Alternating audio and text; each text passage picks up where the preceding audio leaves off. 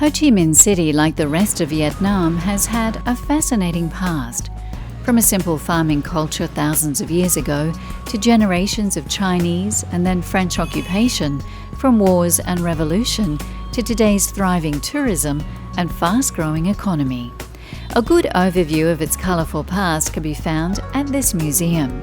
A grand old neoclassical building built in 1885 and once known as Jielong Palace, the Museum of Ho Chi Minh City is an impressive venue that tells the story of the city through archaeological artefacts, ceramics, old city maps and displays of everyday life. The struggle for Vietnam's independence is also extensively covered, with most of the upper floor devoted to it. Some of the most interesting artefacts can be found throughout the gardens, where various pieces of military hardware are on display. Now there are some unusual exhibits here. This is one of several helicopters that were seized from enemy forces and used by Vietnam in 1975 to help liberate Cambodia from the genocide of Pol Pot. Also here, the American-built F-5E jet used by a renegade South Vietnamese pilot to bomb the presidential palace on the 8th of April 1975, shortly before the end of the Vietnam War.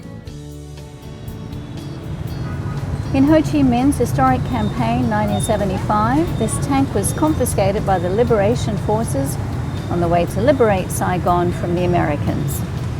There you go, there are always two sides to history. If you'd like to learn more about Ho Chi Minh the man and former president of the city, then make your way to the banks of the Saigon River. The building behind me, known as the Dragon House, was built by the French in 1911 as an administration office. Today, it's the Ho Chi Minh Museum. If you'd like to learn anything about the history of this city, well, this is a good place to start. The lovely old building is nicknamed the Dragon House and is an old customs house dating back to 1863.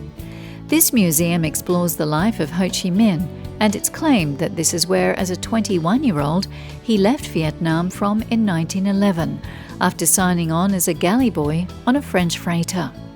The museum contains a number of his personal effects and a great variety of historic photos. If you love art, then it's well worth a stop here. So as you've seen, Saigon has a vivid array of museums. This is yet another one. It's a museum of fine art. So let's take a look around.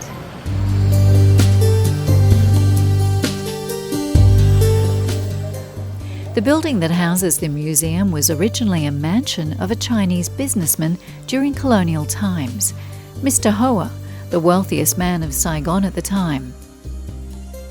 This yellow-white grand colonial-era mansion is a combination of French and Chinese styles and is a popular photo backdrop for weddings. It is a must-see for those who are keen on Vietnamese art and culture. Although the museum itself is not big, its abundant collections focus on preserving and displaying fine artworks typical of Vietnamese people, especially from Ho Chi Minh City and the South.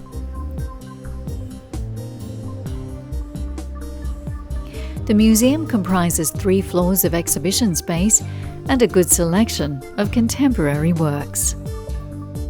While exploring, we caught up with one of our fellow travellers, a pilot with Thailand's Nok Airlines, on his first visit to Saigon. Oh, I excited first time for me in Ho Chi Minh, and Vietnam is very rich culture. I think it's interest for Thai travelers. The Fine Arts Museum is also a popular spot for art lessons for young children.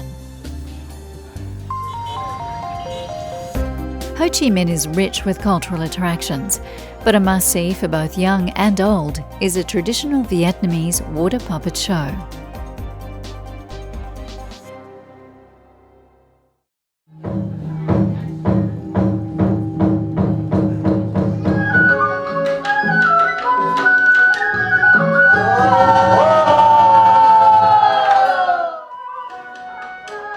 There are several such shows that perform daily in Ho Chi Minh City. Originating in the sodden rice paddies of the Red River Delta in North Vietnam, the unique water puppet performances depict the culture, traditions, and folklore of Vietnamese life.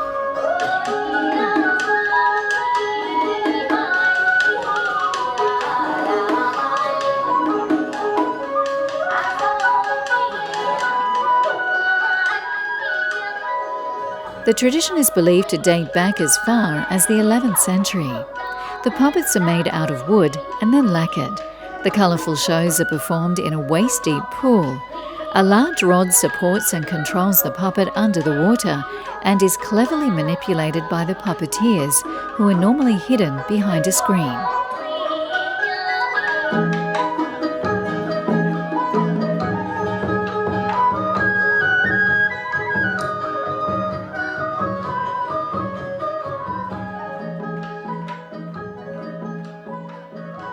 As a result, the puppets appear to be moving over the water. In the past, when the rice fields would flood, the villagers would often entertain each other using this form of puppet play.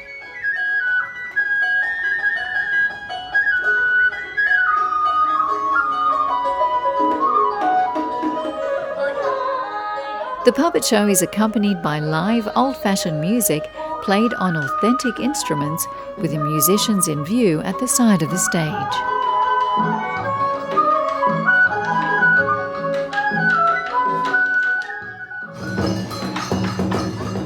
Shows are performed entirely in Vietnamese, but the puppet gestures and storylines are obvious enough to keep the audience enthralled.